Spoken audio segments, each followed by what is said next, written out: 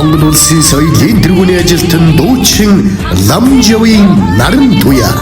Наран тамхтай хонгор уран бүтээлийн аюулын тоглолт наран ургах Сүхбаатар нутгийн зүг хөлгийн жолоо заллаа.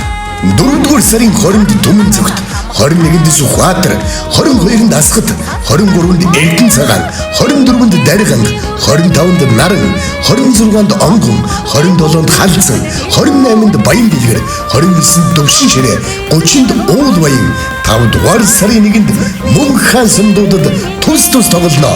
Тоглолтод азтай үзэгч гар утас хожно. Тоглолтын дэлгэрэнгүй мэдээллийг 99-10-4-5 88-94-60-49 утсаар лавлаарай.